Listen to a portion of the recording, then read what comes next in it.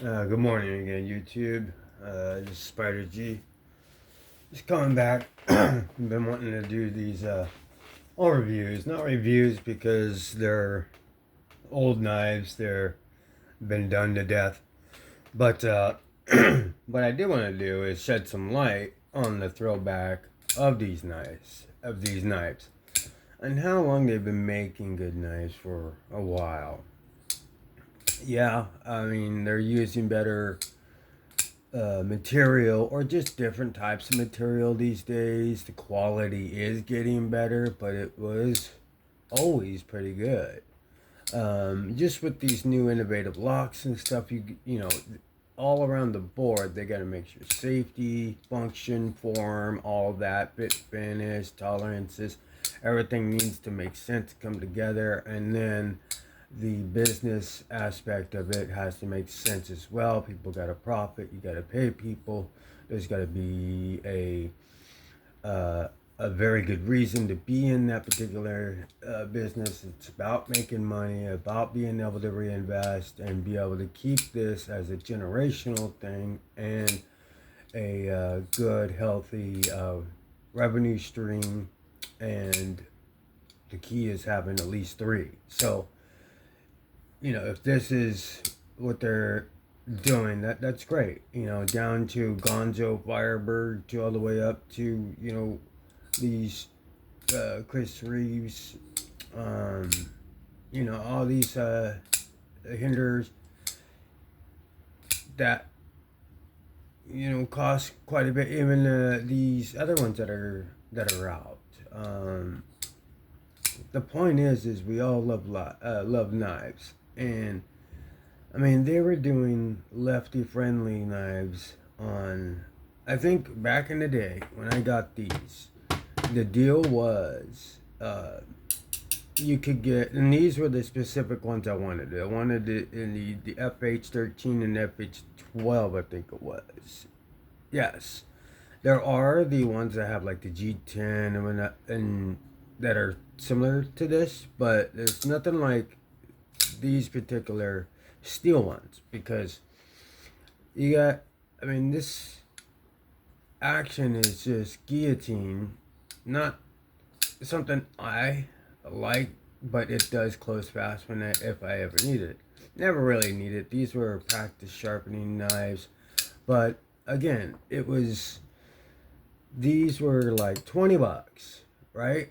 Or even less. It was like 17 something, and then like it was $18, and then to ship it to me was like $21 out the door or something like that. Um, that being said, at the time, that's what it would have been. There was a deal where you get two for 30.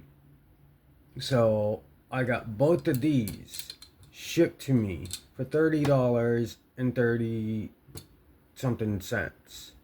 $33 and something cents, including the tax and stuff like that. But the shipping was free. So $30, I got two very good knives. These are D2. This action on a lefty friendly, sort of a deep carry, but it's deep enough. A good size blade shape comes down to a good slicey edge. The action on this one, I think, is not as smooth, but it is, or not as guillotine-y, but it is sort of smoother. I think it's because of the dark wash that it doesn't guillotine like the other one. Or I might have it tight. I mean, both of these are not like loose. I mean, they're tight. I mean, I don't like to have them loose. They're rock solid bank vaults, and they just close. There's no squeezing. I mean, you could squeeze the bearings to where it won't even move, right? So, look at something like that. That is going too far. I mean, that is like, but to be a normal person and make it just at the point of no, and it's dead centered to where it's not making too much It's no rocking in any way, up and down, left or right. You Loctite it right there. Boom, perfect action. Available Amazon right now. I don't think they discontinued these. They're good to go. And they're pretty cheap right now. So if you need a good knife, a D2 with a decent, and you're left-handed, you want that, you got the lock bar. This stays off the lock bar. Aren't the best clips, but how skinny it is, you shouldn't be able to really feel it too much. So yeah, I mean, it's something you could get right away for very, very, very cheap. All right, you don't have to spend even $50 or the $70 I said about the other ones. You could go directly to this, or you could go to the Ozark Trail, whatever that is. Get the $10 crossbar, lock, and have boron plastic scales or that. Or you can go get a steel knife that's not, gonna break in your hand, or not that it does. They did plenty of tests and stuff, but the point is this is gonna be something that you could throw around as well, just as good as the $10 one.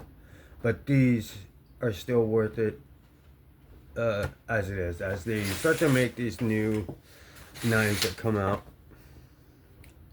But what I wanted to do is just finish this up here. This is my review, just an overview on some very good old throwback knives. The Ganzo FH-12 and 13.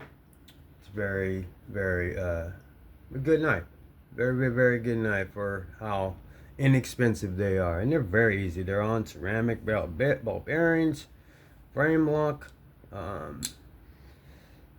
don't know if there's an it's not an over travel stop or anything on it. It just takes a little to push it over and let it come on home. This one is just amazing. I haven't really broken them into, they came like that. All I was doing was practicing sharpening on them. I mean, they have okay edges, I guess. But, when I first got my workshop precision adjust, I had these, and I was putting some pretty good edges on with that system. So I can't knock that system. It's the only thing that was wrong, and I think they had the extensions to correct that, which was getting so close to here if you didn't have the room, which is the choil. Okay, so that was the only thing with that, and then I upgraded to the professional exhaust. But that'll do it for me. I just wanted to talk about these two Ganzos here. Spider G, if you could please give me a like, sub, comment, and share, that'd be great. I will, if you guys just continue to be safe, have fun, I'll catch you on the next one. Stay safe.